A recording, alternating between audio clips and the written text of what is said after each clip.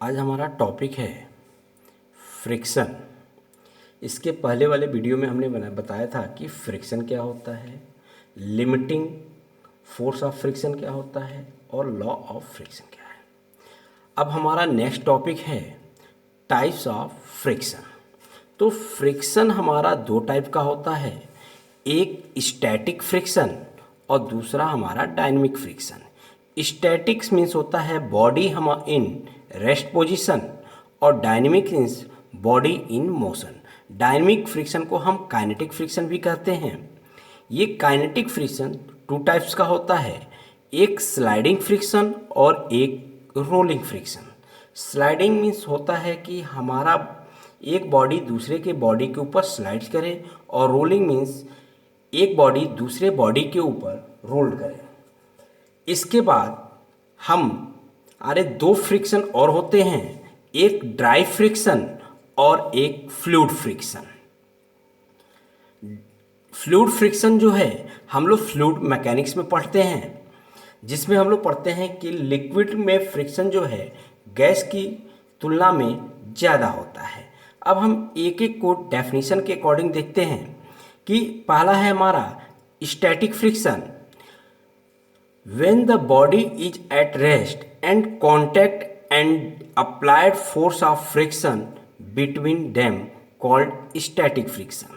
Dynamic friction, when the body is moving over another body, friction thus involved is called dynamic or kinetic friction.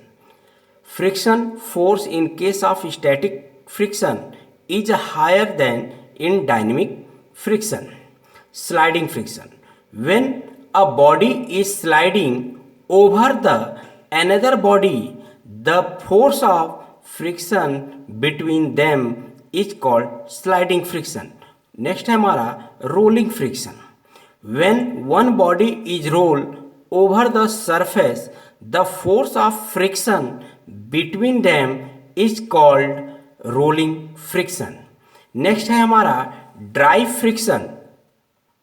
Its friction developed between lubricated dry surface of body when no lubricant is provided between the mating surface. Next है हमारा fluid friction. It is the frictional force developed when the fluid present in between the moving surface when lubricant is provided between the mating surface, which reduce friction. Lubricant may be solid, semi solid और लिक्विड। Next topic है हमारा advantage of friction. Some mechanical device are based on this surface property, screw jack, lifting machine, brake, clutch, belt and pulley etc. We can walk on the floor due to friction. Vehicle are running on the road due to friction. We can write on board with chalk. Sharpening of knife and scissors. Next topic है disadvantage of friction. Efficiency of machine decreases due to increases friction. It creates noise pollution. Heat produced due to friction may change the properties of material, power loss, wear and tear etc. Next हमारा topic है angle of friction. Angle of friction के लिए हम जो है सबसे पहले एक डायग्राम से आपको समझाएंगे कि हमने एक सरफेस लिया, इस पे एक बॉडी रखा, इस पे एक पी फोर्स अप्लाई किया, जिसके में जो है एक अपोजिट डायरेक्शन में फ्रिक्शनल फोर्स एफ प्रोड्यूस हुआ। हमारा जो है इस बॉडी का वेट डब्ल्यू है, जो सेंटर ऑफ ग्रेविटी से एक्ट डाउनवर्ड डायरेक्शन में कर रहा है, और यह जो है एक नॉर्मल रिएक्शन प्रोड्यूस किया जो अपवर्ड डायरेक्शन में है, जिसे हमने नाम आर दिया है। इन दोनों के बीच में एक रिजल्टेंट फोर्स एस है। यह रिजल्टेंट फोर्स नॉर्मल रिएक्शन से फाई एंगल में बना रहा है, जिसे हम एंगल ऑफ फ्रिक्शन कहते हैं। इसका अगर हम डायग्राम देखें, वेक्टर डायग्राम, तो हमारा जो है ये नॉर्मल रिएक्शन है, ये रिजल्टेंट फोर्स S है और ये फ्रिक्शनल फोर्स F है।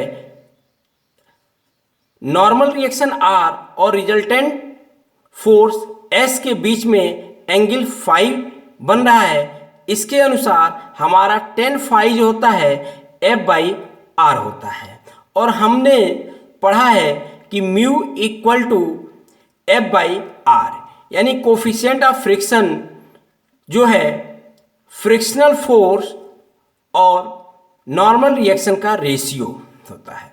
तो यहाँ पे हमारा म्यू और tan फाई दोनों जो है इक्वल है।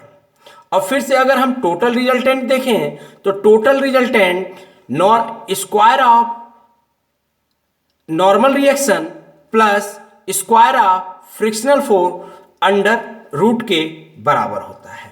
एंगल ऑफ फ्रिक्शन को अगर हम डेफिनेशन के अकॉर्डिंग देखें तो the angle made by the resultant S with normal reaction R and frictional force F between S and R is called the angle of friction. That is tan phi is equal to frictional force maximum upon R. Angle phi is known as angle of limiting friction. Next है angle of repose. Angle of repose का मतलब ये हुआ कि वह body self slide करे एक angle पे, यानी कि किसी भी बॉडी को अगर हम एक ऐसा हम एंगल फॉर्म करें कि वह अपने वेट के कारण स्वतः स्लाइड डाउनवर्ड डायरेक्शन में करने लगे। जैसे कि हमने एक इंक्लाइन प्लेन लिया है और इस पे एक बॉडी पुटअप किया है। यह बॉडी अपने सेल्फ वेट के कारण डाउनवर्ड डायरेक्शन में मूव कर रहा है, जिसका इंक्लाइनेशन एंगल अल्फा है। इसके अपोजिट में एक हमारा फ्रिक्शन फोर्स F लग रहा है और वेट हमारा डाउनवर्ड डायरेक्शन में लगेगा और रिएक्शन हमारा अपवर्ड डायरेक्शन में लग रहा है, जिसे हम नॉर्मल रिएक्शन R कहते हैं। इसका अगर हम फ्री बॉडी डायग्राम बनाएं तो फ्रिक्शनल फोर्स हमारा यहाँ पर रहेगा, नॉर्मल रिएक्शन अपवर्ड, वेट हमारा W जो है यहाँ पे अप्लाई हो रहा है, जो हमारा वर्टिकल से अल्फा एंगल पे प्रोवाइड है। अगर हम इसके हॉरिजेंटल कंपोनेंट और वर्टिकल कंपोनेंट लिखें तो F cos 0 plus R cos 90 plus W cos 270 minus alpha equal to 0, यानी कि F equal to W sine alpha, ये इक्वेशन फर्स्ट। इसकी vertical components F sine 0, R sine 90 plus W sine 270 minus alpha, ये हमारा मिलेगा R equal to W cos alpha, ये equation second. इन दोनों इक्वेशन को इक्वेशन फर्स्ट डिवाइडेड बाय अगर इक्वेशन सेकेंड हम कर रहे हैं तो हमको मिल जा रहा है tan alpha. tan alpha equal to होता है म्यू, और ये tan अल्फा म्यू जो होता है tan फाई के बराबर होता है, इसलिए tan से tan कैंसिल हो गया और फाई इक्वल टू अल्फा। इसका एक सिग्निफिकेंस आता है और ये बहुत अच्छा क्वेश्चन पूछता है कि proof that angle of friction और angle of repose are equal. The angle that an inclined plane make with the horizontal when the body supported on the plane is on the verge of motion due to itself, weight is equal to the angle of repose.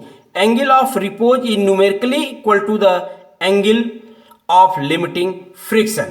Next हमारा topic है कोन friction. कोन friction जो है हमारा, इस body को हमने 360 degree पे rotate किया अबाउट नॉर्मल रिएक्शन के।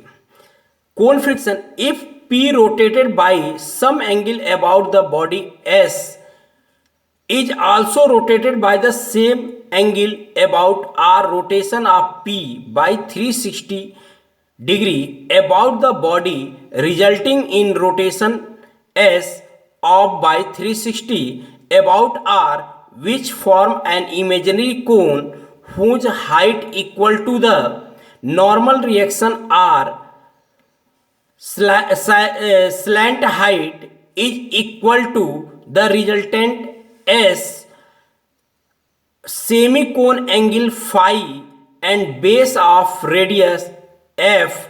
This cone is called cone of friction. Thanks.